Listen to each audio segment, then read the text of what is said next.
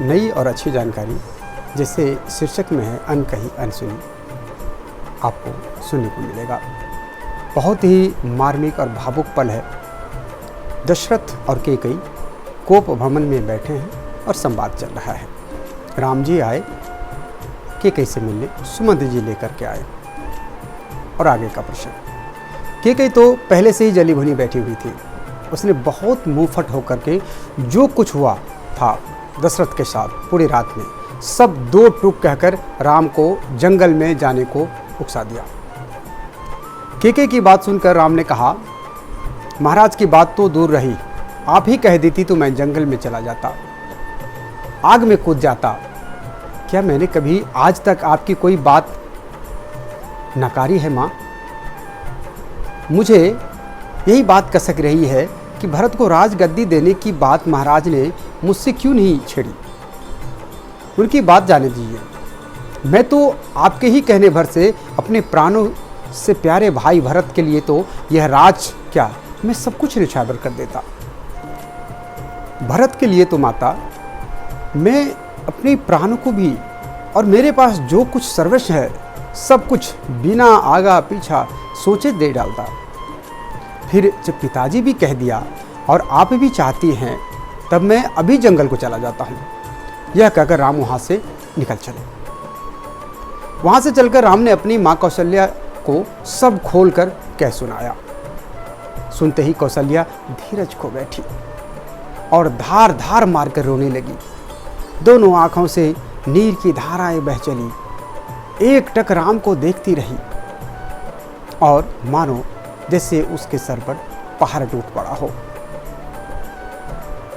कौशल्या की वो अवस्था, सोचिए क्या हुआ होगा जब राम कैकेयी और दशरथ के पूरे संवाद कौशल्या के सामने रख दिया है।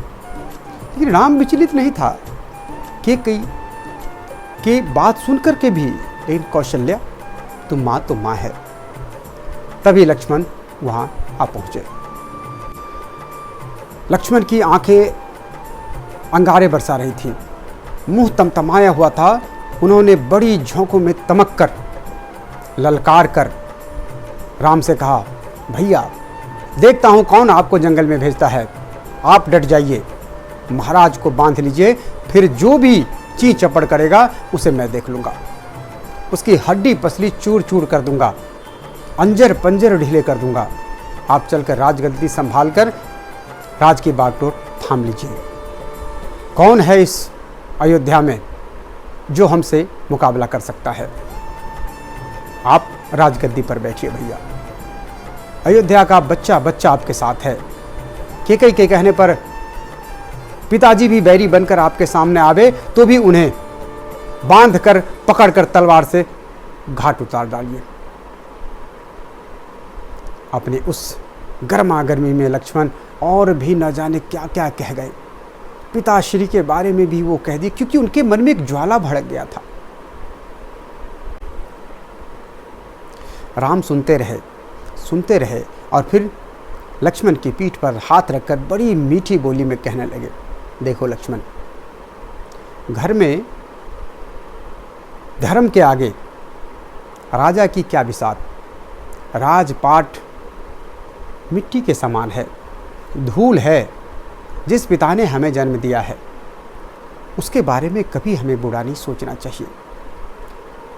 उसका बदला, जो पिता ने हमारे ऊपर जन्म देकर एहसान किया है, उसका बदला 100 जन्म में भी नहीं चुकाया जा सकता। लक्ष्मण, मेरे लिए तो जैसे अयोध्या वैसा ही जंगल, बस इतना ही तो है।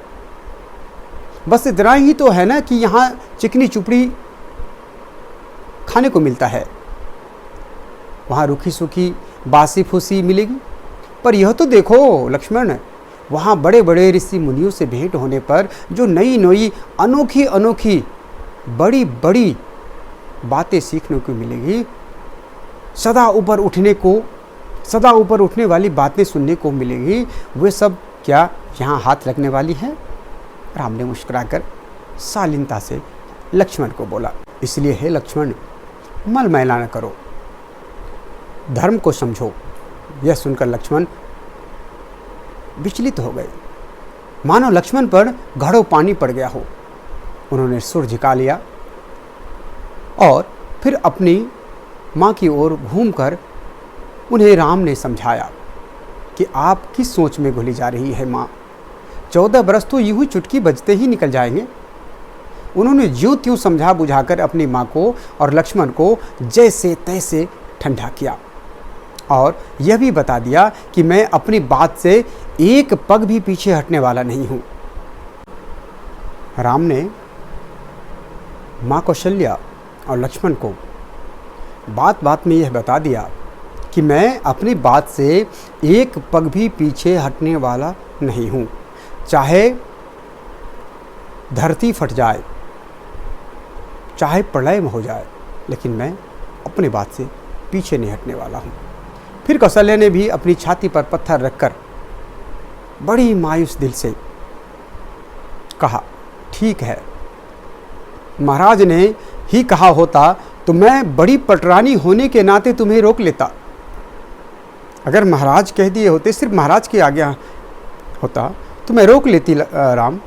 पर जब तुम्हारी दूसरी माँ, जो तुम्हें सबसे ज़्यादा प्यार करती थी, हम तीनों माँओं में से सबसे ज़्यादा प्यार तुम्हें कैकेयी करती थी, और कैकेयी हट पर बैठ गई है, कैकेयी हट पकड़े बैठी है, तब तुम सुख से जाओ, उनकी आज्ञा का पालन करो, वन के देवता तुम्हारी देखभाल करेंगे। और राम अपनी माँ से विदा लेते हैं। लक्ष्मण के साथ माता कौशल्या के भवन से निकलते हैं। आगे के प्रसंग अध्याय 6 में आपके समक्ष रखूँगा। अगर वीडियो अच्छा लगा हो तो लाइक, सब्सक्राइब और कमेंट्स के माध्यम